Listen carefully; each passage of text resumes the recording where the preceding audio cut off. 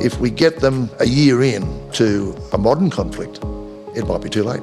So we have to start bolstering our day-to-day deterrent capability. And I underscore and capitalise deterrent.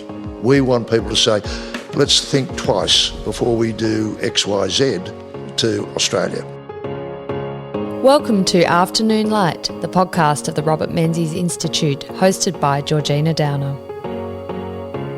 60 years ago, Robert Menzies committed an Australian combat battalion to Vietnam, beginning in earnest Australia's Vietnam War.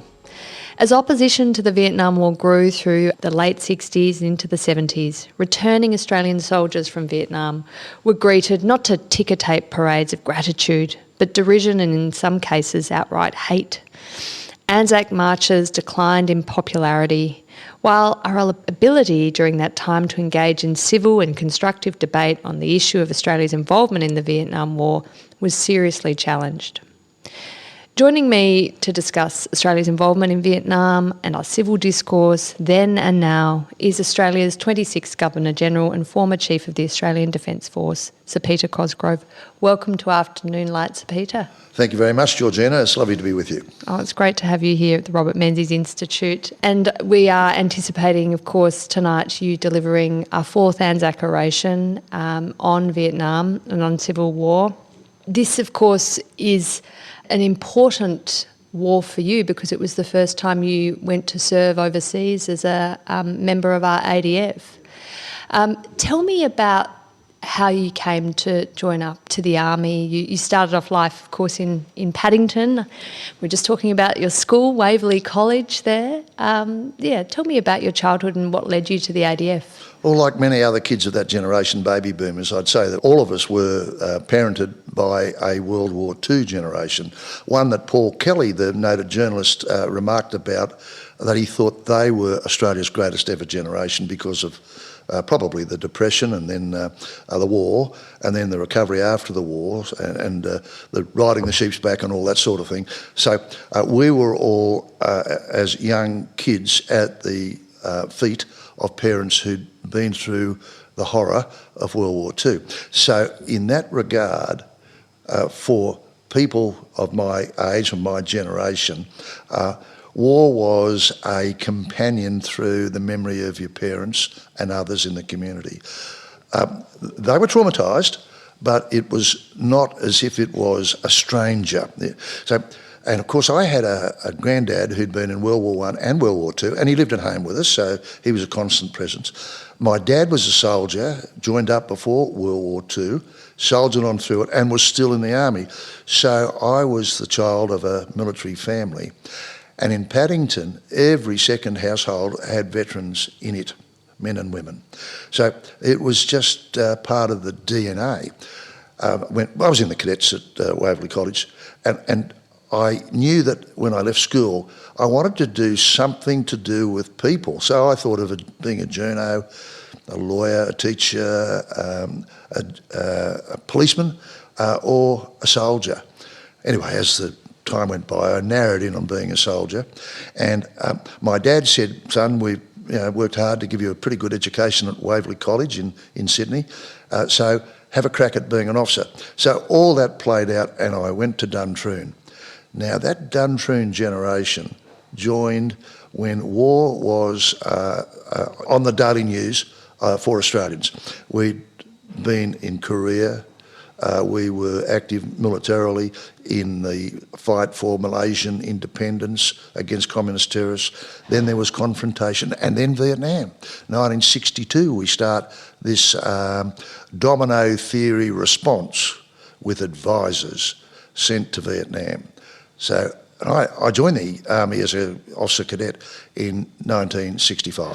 So in all of that, we were sort of inculcated with the notion that you train with a uniform, you enter the Army at large, you go to war. And so to me, there was an automaticity about it, which was what I sought. Not not because I wanted war. I had no idea what war was. I just knew it was a very honourable thing for somebody to do, serving your country when your country said, we need you to do something. That's an incredible legacy your family has. You said your grandfather and your father both were in the AIF, your grandfather in World War I and World War II, and your father in World War II. And you had an uncle who was killed in World War II as well in 1943. So your family was steeped in this tradition. What was their attitude to the Cold War and the rising tensions in the late 40s, 50s that you were growing up into? Well, I think it was probably a case of seen it all. Yeah. Because Australians had seen war as a novelty, even though pre-federated Australia had been involved in the Boer War a little bit, the Sudan a little bit, the New Zealand wars a little bit. It was a novelty for Australia to rally as a nation, so to speak, and that happened in 1914 when the Great War broke out in Europe. So for Australians, this notion that Australians would step forward when the government said we need you to serve, obviously not in Australia, but far afield. So for us, far afield was you had to travel quite a way to probably serve as soldiers of the Queen, or the King as it was in the early part of the century. And off you went. So you were going probably on service of the Empire, but nonetheless you were representing proudly Australia. Australia will be there. One remembers that when war was declared in 1914, a message was sent to Australia to tell us we're at war. It was received not by the Prime Minister of the day, because he and his cabinet were off in rural Victoria. The Governor-General handed it to the Leader of the Opposition, who was the first to announce Australia will support the Empire to the last man and the last shilling. So, I mean, that's the sort of arrangement it was that the Empire had called, and away we go. This was Andrew Fisher, wasn't it? It was. Yes. So now we're at the stage, so here we are in the 1950s and 60s, and we are war-weary, experienced, jaundiced, but still saying that Australia exists as part of a great democratic fabric. Your father, as no doubt a huge influence on your life and your journey to Duntroon for officer training, did he express concerns about the constant sort of call on Australia to be there at these wars, be it in Malaya or Indonesia and Korea, obviously, in the early 50s, and then on to Vietnam in the 60s? To people who were already in uniform, it became part of the natural course of events. And it was proper, entirely proper, that it be debated and argued about at every level beyond the services.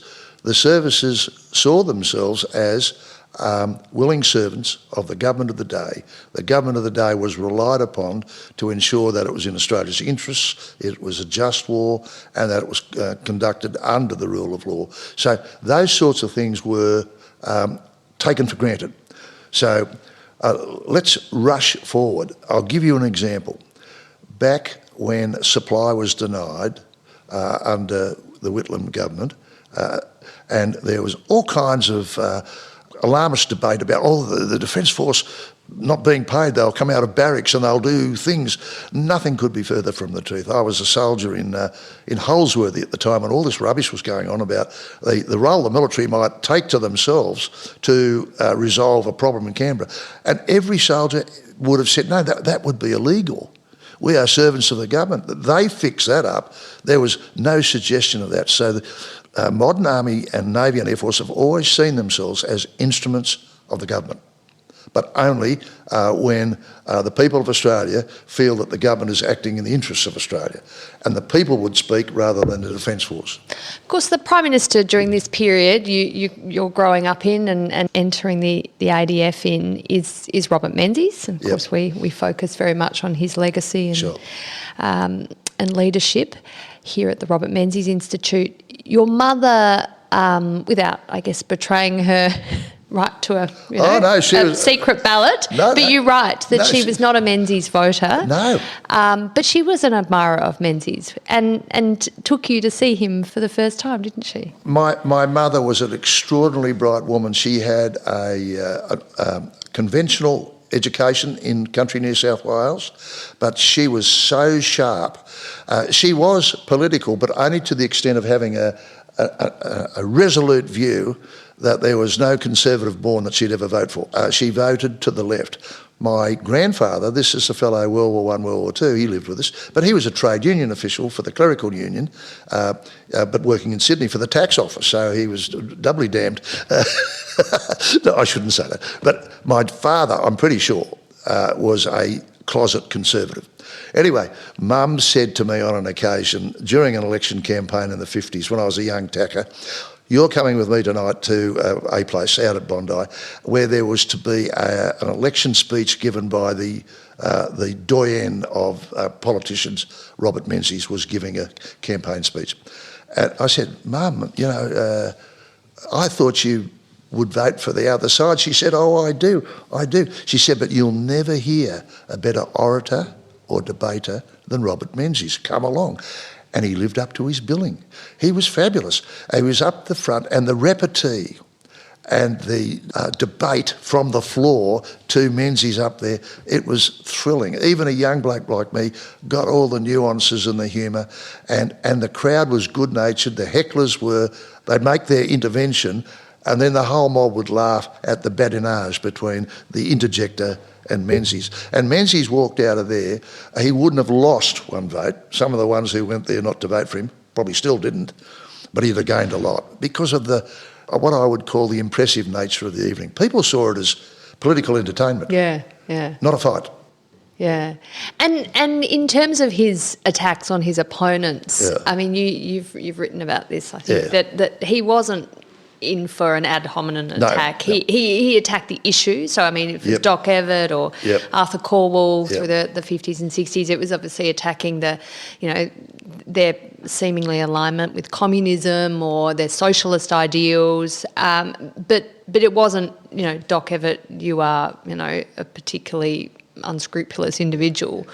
Although he did say, I think in his memoirs, that he stayed in politics longer than he thought he would because he was so concerned about the prospect of Doc Evatt becoming Prime Minister, he couldn't let that happen to the country. Yeah. Look, those sorts of things I think are reasonable, but that sort of sardonic approach to debate with others, that is fine. And one of the things that I think should survive as long as there is in Australia is this sense of wry humour. Even one of the greats who I think might have been Paul Keating, who said he's a shiver looking for a spine or something. This sort of thing is actually hugely amusing, but it's not ad hominem. And the same fellow who said a souffle doesn't rise twice. They had the Parliament falling about laughing, but nobody missed the point that politician was criticising this politician over here in a way where ordinary Australians would say, "Oh, you got him that time." But it's the characteristic of that age where you had the political struggle, but you preserved the decency of adult Australians who had a respect for the other person. That's been eroded, and that's part of my concern these days. I mean, on one side, I'm a retired soldier who worries about the security of Australia going forward. On the other side, I so much love this population of ours, so precious. The thing that we're protecting, obviously we're protecting the wide brown land and all of it and all that it means and contains. But one of the things we are hoping to protect and promote and preserve is actually our sense of decency, our sense of tolerance, our sense of inclusion and embrace. And that, I think, is being eroded. And, Georgina, I don't know who to blame, but I know what to worry about, and that's the pervasiveness of social media, the keyboard as the only barrier between decency and very unattractive behaviour by the person who presses the send button. So Peter, one of the big issues that was a feature of political debates, national debates in World War I, and then again in World War II, and of course during the lead up to Vietnam and through Vietnam, was the issue of conscription. It's not an issue we sort of have spent much time, I think, in a contemporary sense talking about, but it's an issue that in the history of Australia has driven people to pretty extreme speech, has divided us. And we sit here in the University of Melbourne. This was the site of some pretty violent, actually, some violent debates over conscription in World War I. Robert Menzies consistently took the side of being in favour of conscription in World War I, in World War II, and of course he introduces it in the lead up to Vietnam, not for Vietnam, of course, in the lead up to Vietnam. But can you give me a sense of your view of the conscription issue through those years, and as a soldier yourself, and you were someone who's a professional soldier, not a soldier who was conscripted in. I mean, you've done this voluntarily. This was your life's vocation. But I mean, there is a sense of an impingement on people's civil liberties, their individual freedom, but then balanced with the defence of our nation and the defence of our freedoms. And how do we do that if we don't have able-bodied men and women to do that? Yeah, it's a really vexed question, and the conscription issue in World War I was voted down by a reasonable majority of Australians, but it was voted down pretty decisively by the first AIF. The soldiers deployed on the Western Front and in the desert got to vote, and they rejected conscription. Now, it was interesting, and nobody ever properly canvassed the reasons. There was some advance that they were of the mind that if people didn't want to come, we don't want to have them. That was an attitude that, well, if that's the way the residue of young men in the main, young men felt in Australia that they didn't want to come forward, didn't want to be conscripted, then we don't want to have them. That was attributed as a reason. I don't know whether that's the case. Let's go forward, and then we saw the vexed issue in World War II of needing to provide more manpower, and especially as the Japanese became closer and closer to Australia, and it was thought that maybe we'll have to defend the mainland. Then they had a form of conscription, and the way that was done was to change the legislation as to where those men could serve. So they moved the boundary of where they might be validly, legally able to serve. And then we had national service in the aftermath of World War II. By then, of course, let's just say that the nation was used to being a nation that needed the obligatory service to have more readiness. The thought of how unprepared we found ourselves in 1939 was still within the psyche of the community. So we had the first national service scheme.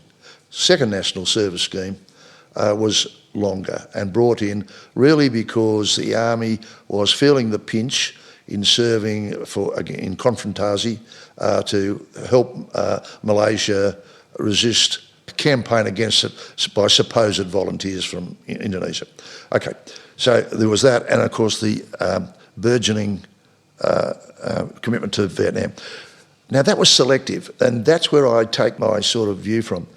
It's essentially not fair.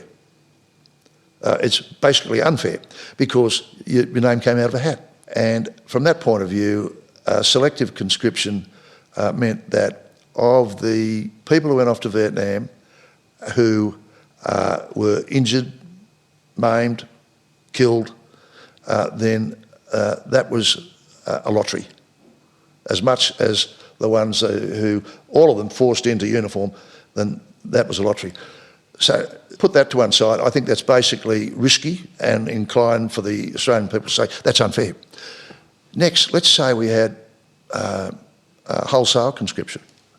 We'd never handle the numbers. So why are you conscripting people? Because you want to train them, and then having trained them, you want to use them.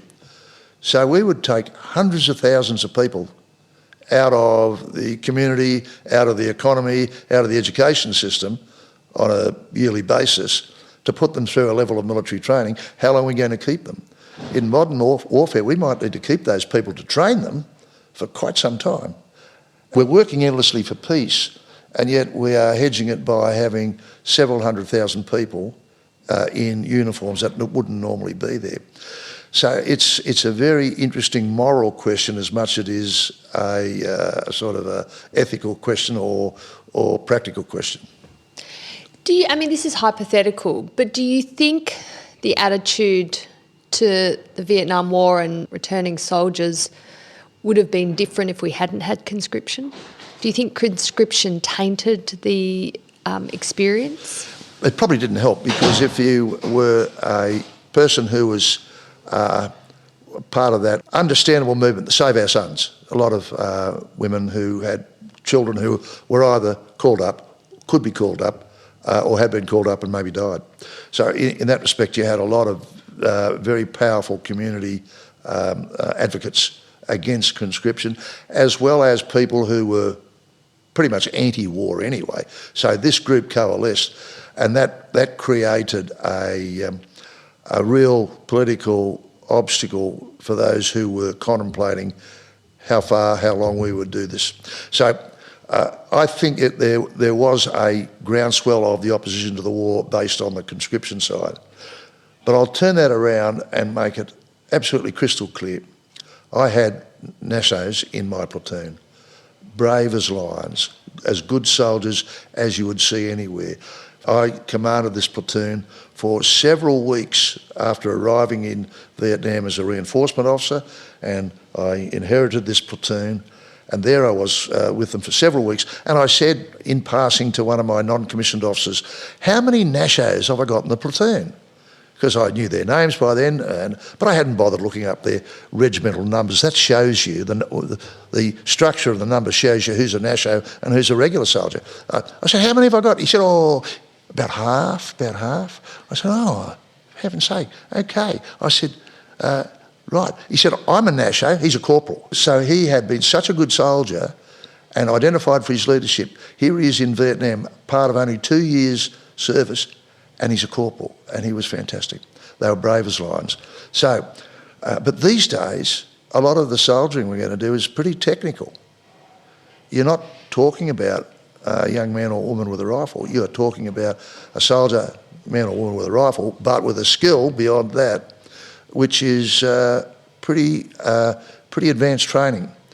And we want to train them, keep them, use them for several years, and the power of one soldier properly trained probably exceeds any number of soldiers who are staring out to sea, standing on Bondi Beach with a rifle.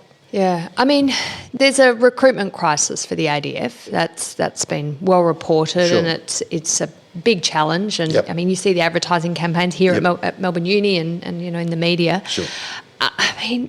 How do we resolve this without going down the road of, say, national service or some more prescriptive reservist scheme than we've had in the past? Well, we've dabbled in it, and there's ways to do it. Money is, of course, a driver, but we don't want to get into a spiralling marketplace when we are competing with somebody who'll pay more money and give more opportunity and freedom, because they're not in uniform, to a very bright Australian that both sides want, the services or industry. Now, let's say there's a few things. When I was a brigade commander in the mid-90s, we had a scheme called the Ready Reserve. Now, these were young men and women, Australians, who wanted to go to university, but were looking at their HEX fee and saying, wow, how long will I have to work before I discharge that? So we picked them up on a promise that if they came and worked with us in the military, we'd pay their HEX. So they'd do 2 years full-time. Then they would continue their study or do their study, and they would just give us a couple of weeks a year with the reserve, and then they'd serve on for a few years after that with the reserve. So it was totally consistent with a productive civilian life. So we had thousands of these kids. Yeah, I remember this scheme. This is when I was at uni. I was the boss of it. I loved it. And then it was discarded, and I thought, well, That's a pity, but we put that in our back pocket as a working scheme. So, so these people by selection were obviously motivated, bright enough to do a uni course, attractive to the university, clean skin because, we'd do that check. We used them, we had these bright young men and women, and they actually, because they were so good and energetic and keen, they were volunteers, that we found that they were challenging us, or us, the regulars. Why are we doing it this way? Why can't we do this? They were a mighty wellspring of intellectual drive. So we could have a look at that again. So that's ab initio. And then there are other things we can do.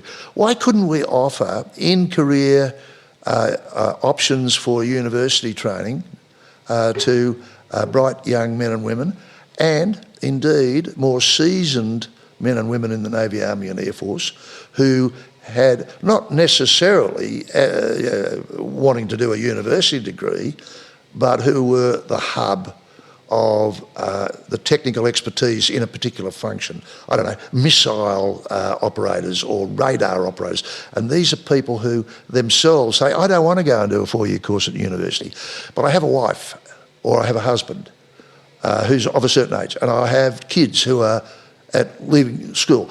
If you give me like a bursary to apply to that kid, that kid can go to university and walk out without a HEX fee attached, then I'll sign on for another 10 years. Interesting. And yeah. It's a bond because, let's say it's Dad saying this to young Johnny, you can go and do your engineering degree, but if you bail out, I'll owe the money or you'll owe the money, So there's a bond to it. But you volunteer for it. I think a lot of people would go for that. Now, that's not addressing the thousands we need, but the way you address that is to offer them slightly increased money and bibs and bobs of attractions. Like they can be offered resettlement training if they only do half a dozen years, which is better than it is now.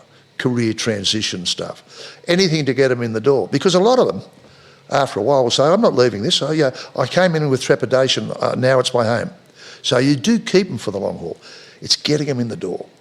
Final point, we've got to put a bomb under our recruiting process to have a quicker response to people who express interest. Right, yeah. We've got a mighty backlog in clearing the Order of Australia nominations. That's sad for those who've been nominated. We've got as big a backlog in getting people who've expressed interest through the door to Navy, Army and Air Force. We have to fix that. Yeah, well, that seems like an easy fix. I mean, that can't be that hard. A bit of AI surely could deal with that. But Sir Peter, what about willingness to fight for your country?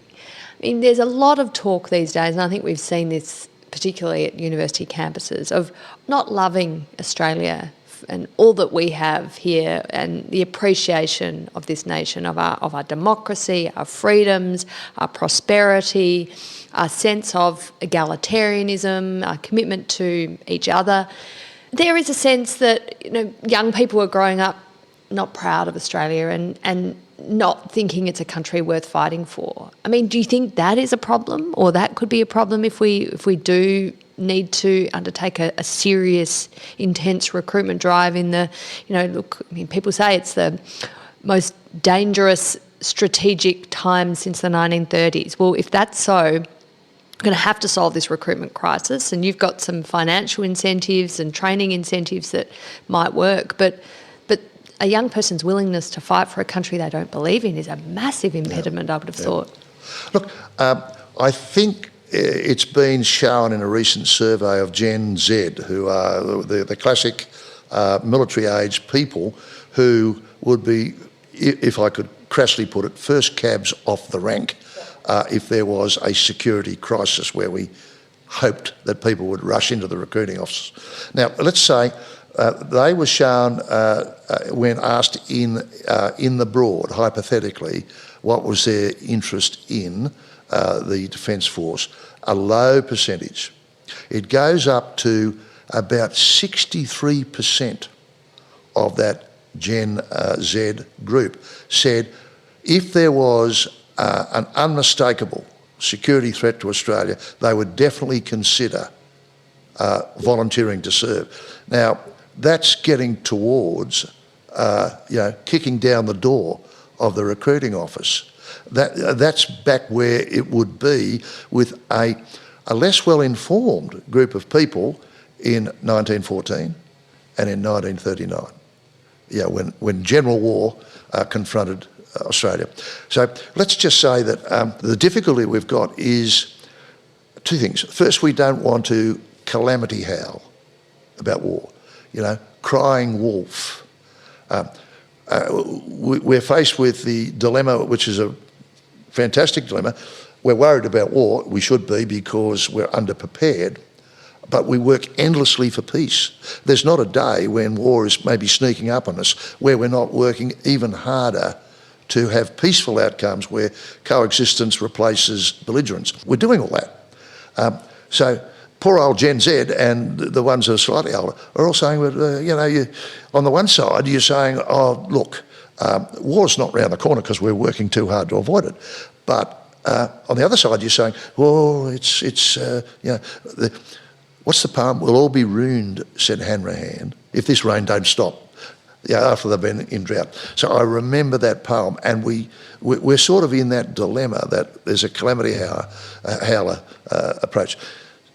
I personally would say, from my long service alongside those wonderful men and women in the Navy, Army and Air Force, that the likes of them are out there now in the Australian wider community.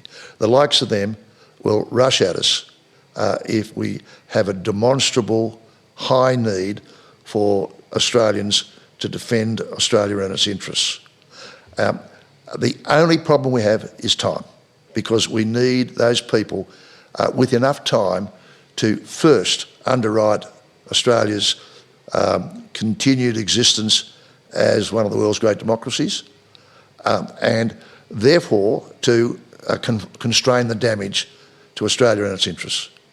If we get them a year in to a modern conflict, it might be too late. So we have to start bolstering our day-to-day deterrent capability. And I underscore and capitalise deterrent. We want people to say, let's think twice before we do X, Y, Z to Australia. That in itself may not look like a victory, but it's probably as good as we can hope to do, short of saying war will be next week. I guess some of the concerns people have around willingness to fight is fighting against who? What is the war we're fighting in? And this has been a challenge, I think, since Vietnam, where there was a sense, well, it's a war of choice. We don't, we're not being directly attacked. And this is part of the Menzies legacy. He was, I think, criticised for joining the Vietnam War, and of course, Harold Holt, and then finally Gough Whitlam having to deal with the aftermath of that decision. I mean, a young Australian, a Gen Z, they might say, well, it just depends. It depends on the aggressor and depends where the war's being fought. And the example of Vietnam is still a powerful one. What do you think the lesson from Vietnam is for governments of the day? I mean, there's a criticism Menzies made the decision in haste to send combat troops, and I mean, he said he made it without hesitation, but was it hesitation that was required? It's hypothetical to really sort of dig down into the complex motivations to go to war. They'll never be as conveniently interpreted as historians would like. There's no inscribed paper where Menzies would have written pluses and minuses of going to war in Vietnam, plus, minus, on balance we'll go. It would have been very much more to do with instinct, history, a collection of advice, a thought that there is entering well into the Pacific the threat of an inimical ideology that we do not want close to our shores.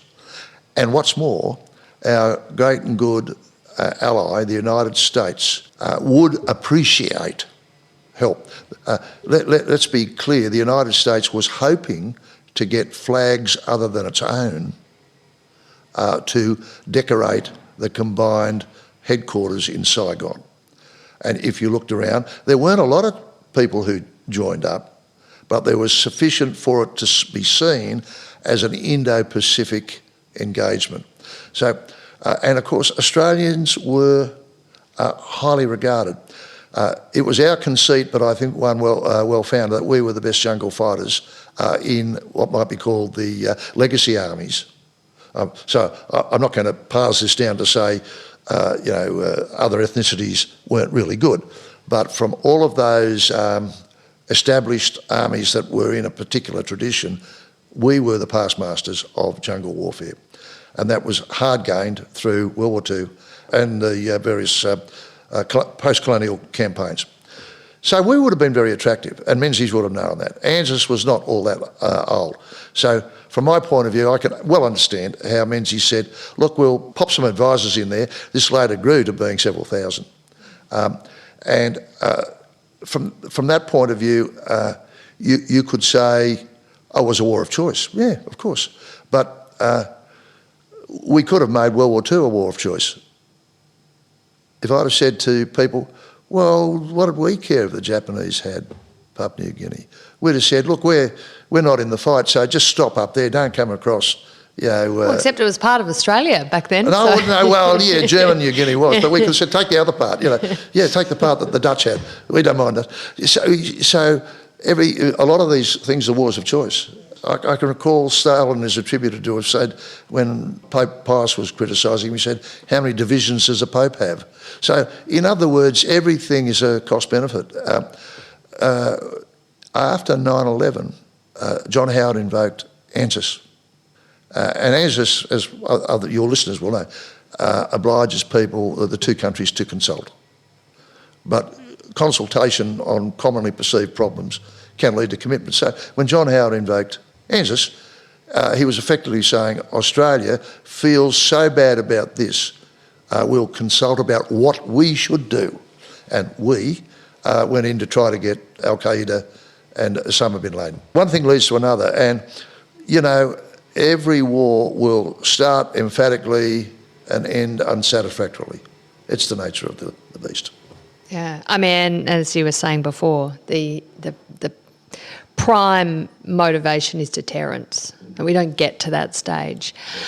So, Peter, through the period after the Vietnam War, I mean, you've written about this, you've spoken about this, that the army kind of withdrew into itself. It was a very, very difficult time for the ADF, and through the 80s and 90s, there was participation in peacekeeping missions, but really it was pretty low profile.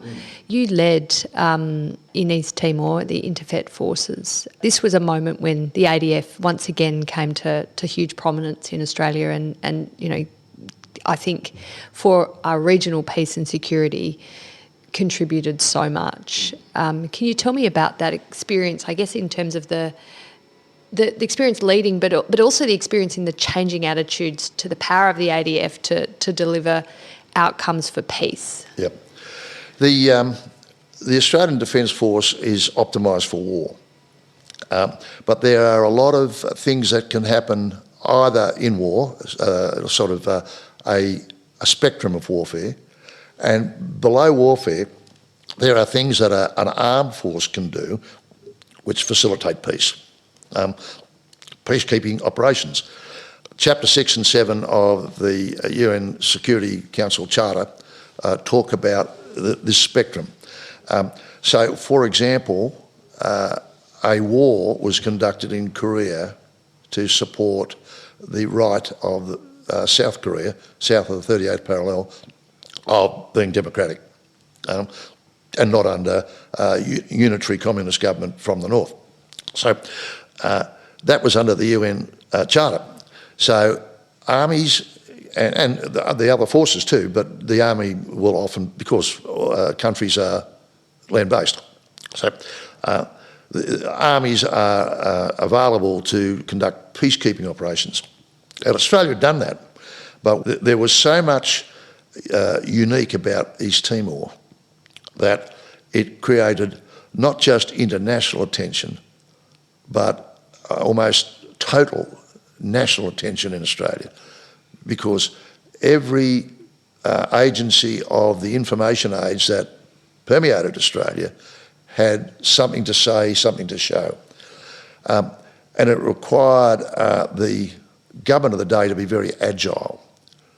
And part of that agility was that even though the Prime Minister had written to President Habibie, the Habibie response was unexpected and serendipitous and had to be picked up, had to be, by the United Nations and a bunch of watching nations who'd always considered the plight of East Timor to be something of concern to them. I mean, for example, Portugal as a previous colonial owner of East Timor. So there were all these agencies focusing on what President Habibie said, and then the automaticity of the UN saying, we'll go in and do an election and there will be an aftermath. And it became obvious that the aftermath would be troubled, or even the lead up to the election would be troubled. And this started along the pathway that it soon became obvious that somehow our government would want the Australian Defence Force to stand either behind or in a UN operation. Now, it was almost like a Williamson play, written especially to say, stage right, enter the Australian Defence Force. And we did, and we got it right. And it was a wonderful way to reintroduce the Australian Defence Force to the Australian people and the Australian people into the Defence Force. And that part is not unimportant. The people looked at what the ADF was doing, Navy, Army and Air Force, particularly the Army on the ground, and the way they were interacting, first of all with the Indonesians, because they were the people that had to be managed, then with the people, and the people loved us, and back to the Australian people, and that was fantastic. And the interaction with the 21 other nations of the force was also magic. Australia showed itself that it could interact in a calm, professional, friendly way efficiently with these other countries. So all of that was just heaven sent. And I said I'd go back to the point, and it allowed the ADF to fall back in love with the people, because they understood that showing your compassionate side to the people of East Timor and through the media back to the people of Australia was an honourable and desirable thing to do. I picked as a postcard of the event a photograph I saw, and it was from an airfield in the western part of East Timor, where we were taking East Timorese people to a clinic, and we're using helicopters to do it. So we had medics and doctors down at this airfield receiving locals from the villages to see what the problem was and what needed to be done. Now, this photo showed an iconic moment. Here's a helicopter coming into land, and it's up there and it's throwing dust up and all the rest, about to land, and it's in the background, and what it says is highly mobile professional force is coming in. And there's a very tall Australian Army medic, a woman, in her camouflage uniform with a Red Cross brassard, her hair done back in a bun, and in front of her she's got an East Timorese lady, a villager, with a child in her arms. And she's in traditional dress, very obviously an East Timorese, and of course the dust is blowing up, and the medic is leaning forward with a whole body and cuddling in to the East Timorese lady and the baby before the helicopter lands. I think she's going to pop them on the helicopter. And I thought, that tells the story. That tells our story. And the other thing that tells our story is any scene you like to grab from the concert when two networks and a bunch of Australian stars, led by John Farnham and Kylie Minogue, came to East Timor and gave us a concert in Dili. Thousands and thousands of Aussie soldiers and sailors and airmen and women, East Timorese and the servicemen and women from other nations gathered at the soccer stadium, and here's the concert. And you could almost walk upon the Bridge of Love from Dili to places in Australia, led by these performers. So I knew at that moment that we'd cracked it. The mission was going to succeed, and we'd given the Australian people something to fall in love with. They did, and you look at the attendance at dawn services on Anzac Day in the noughties, even to this day, since then has been just incredible. And these are these Gen Zs that we keep talking about. Sure. And they've grown up with, the Second Iraq War, of course, Australia's mission to the Solomon Islands, Ramsey, of course Afghanistan as well. But despite controversies around, particularly, I guess, Afghanistan and Iraq, less so Ramsey, which I think was applauded, people are, hold the ADF in great admiration, and there is a huge amount of respect for the sacrifice and the contribution that our soldiers give to this country. But when it comes to questions, say, over AUKUS, the sort of, how much is Australia going to have to stump up to defend ourselves appropriately? This is a really vexed question. We're in the middle of the last stages of a political campaign here with the federal election this Saturday, and when this podcast goes to air, that will be done and dusted. But there is a question around, how much of our GDP are we going to contribute to defending our nation? Menzies had to grapple with this, of course, in the early stages of World War II. And continuing, of course, signing up to ANZUS and all the sort of Cold War engagements that the Menzies government contributed to. But how difficult do you think it is in this day and age with a cost of living crisis to cultivate that political will to invest huge sums of money, sort of, unimaginable sums of money in our defence? Sure. There's no doubt in anybody's mind, and particularly in the mind of every general, admiral, air marshal and defence-related politician, that the cost of defence procurement is obscene. And you're entitled and probably correct in saying, okay, if we buy that, whatever it is, that thing for the military, how many hospitals don't we have? All that sort of stuff. But one of the incredibly difficult tasks for any political leader is how to do both. How to do both. Because we used to talk about warning time as the time from which you say, I see a security threat that's going to endanger Australia. Down the pike, it might be 3 or 4 years away. Better get moving now, and you start preparing. Menzies faced that a couple of times, and political leaders ever since. We've been under Pax Americana, which meant, that was 2 words that were code for nothing to worry about here. The Yanks have got our back. Yeah. And they've got everybody's back. Things that they wanted to have happen in the Indo-Pacific, well, they happened. If we wanted to deter the USSR back in the day, they were deterred. The early days for China, well, China's a continental power, they'll stay there.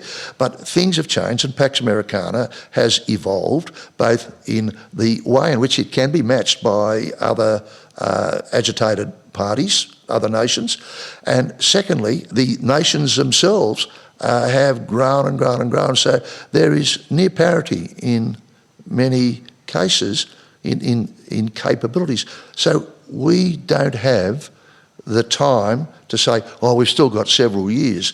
That is the ostrich with its head remaining in the sand. We just have to start with an expensive shopping list, and we have to figure out ways of getting the urgent stuff. Submarines can come in their turn, we should stick with that, but there's other urgent stuff we ought to get which increasingly protects Australia and deters adversaries. Yeah, well, and I think you've written this, that the cost of unreadiness is an existential issue for Australia and is too high. Sir Peter Cosgrove, thank you for joining me on Afternoon Light. It's been a wonderful discussion, and we have been very lucky to have you as Chief of the ADF, but also as our 26th Governor-General. Well, thank you very much. It's lovely to have joined you on this podcast. That's it for this week's episode of Afternoon Light, the podcast of the Robert Menzies Institute. Please make sure to subscribe and catch up on our latest online content on our website or on Twitter, LinkedIn or Facebook.